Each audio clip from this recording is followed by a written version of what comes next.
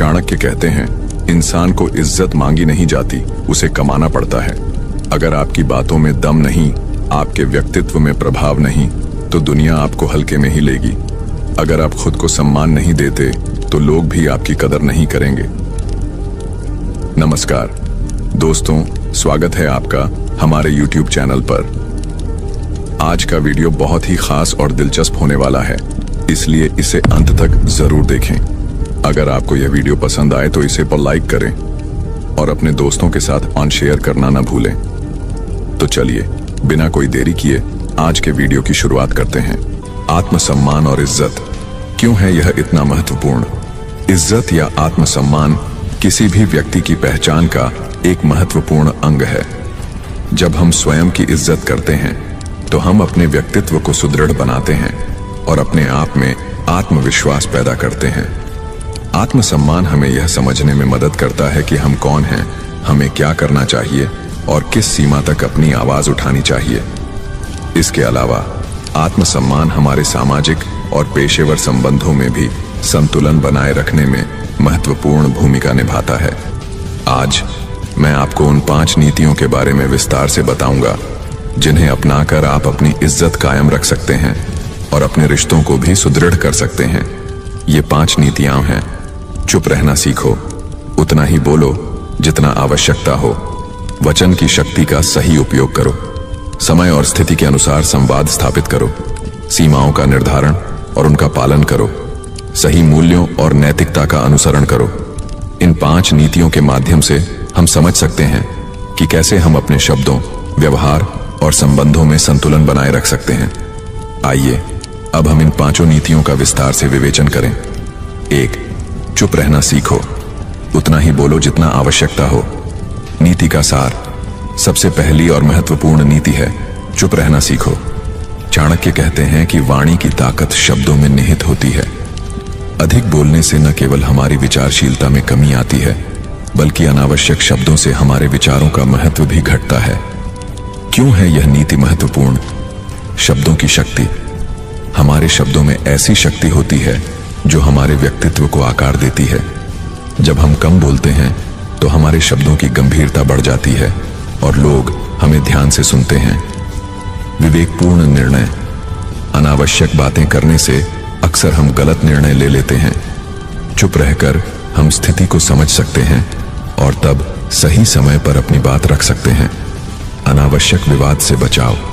बहुत अधिक बोलने से अक्सर छोटी छोटी बातों को बढ़ा चढ़ाकर पेश कर दिया जाता है, जिससे विवाद उत्पन्न हो जाते हैं।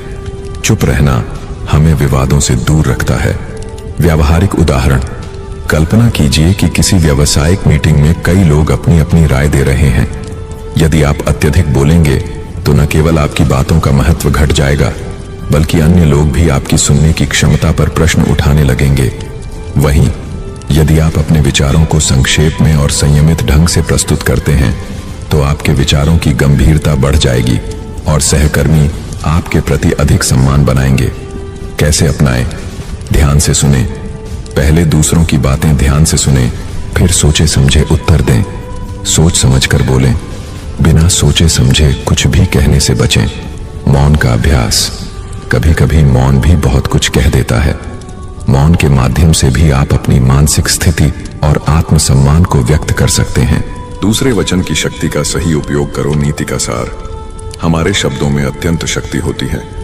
चाणक्य ने यह भी कहा कि शब्द वह अस्त्र है जो सही समय पर सही दिशा में उपयोग किया जाए तो किसी भी विरोधी। यदि आप जानते हैं कि आपके शब्दों में कितनी ताकत है तो आप संवाद करते समय अधिक सावधान रहते हैं। विश्वास का निर्माण। जब आप हमेशा सोच समझकर बोलते हैं तो लोग आपकी बातों में विश्वास करते हैं।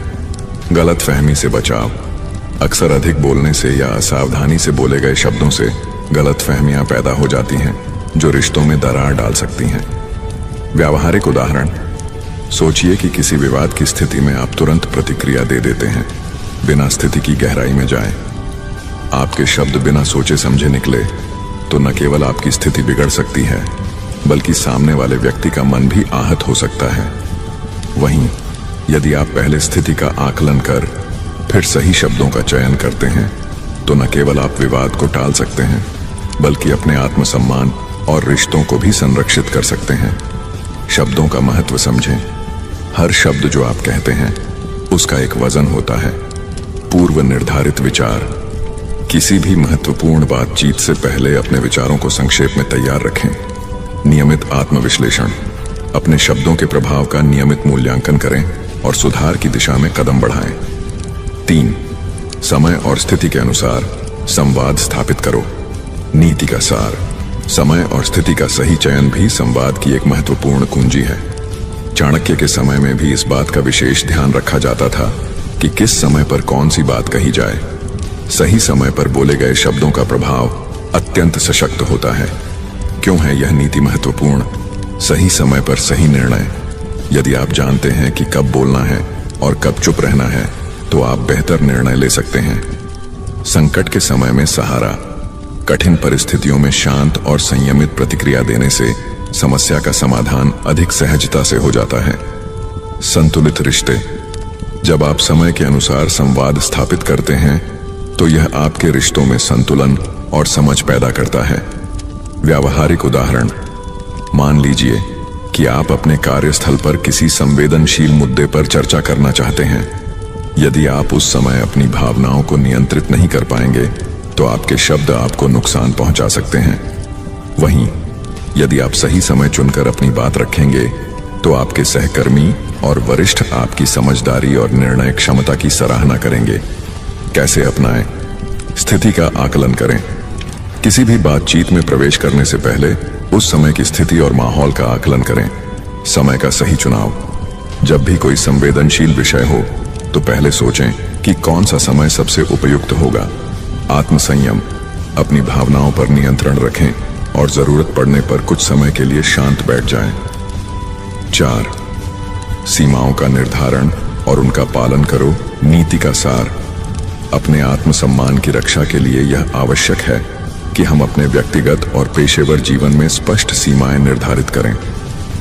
चाणक्य की नीति में यह बात विशेष रूप से देखने को मिलती है कि अपनी सीमाओं का निर्धारण करना ही जीवन में सफलता की कुंजी है। क्यों है यह नीति महत्वपूर्ण? व्यक्तिगत गरिमा। जब हम अपनी सीमाओं का पालन करते हैं तो हम अपनी गरिमा और आत्मसम्मान को बनाए रखते हैं।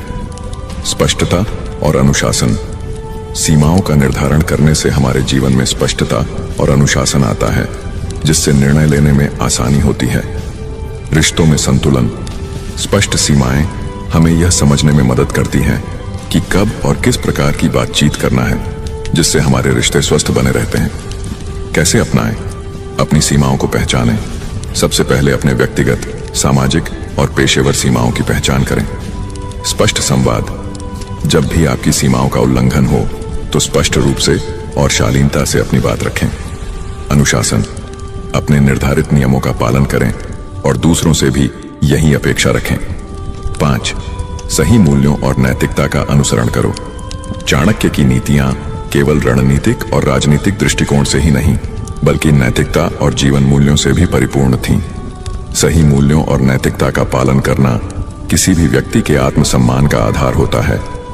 यदि हम अपने मूल्यों से समझौता नहीं करते तो हमारी इज्जत बरकरार रहती है और हमारे रिश्ते भी स्थिर रहते हैं। आत्मिक संतोष। जब आप अपने मूल्यों और नैतिकताओं पर अडिग रहते हैं तो आपको आत्मिक संतोष मिलता है। विश्वास और सम्मान। समाज में आपका स्थान तभी सुरक्षित रहता है जब लोग आपकी नैतिकता और सच्चाई पर विश्वास करते हैं। दीर्घकालिक सफलता। नैतिकता पर आधारित जीवन शैली से आप किसी भी अस्थिरता और संकट का सामना आसानी से कर सकते हैं।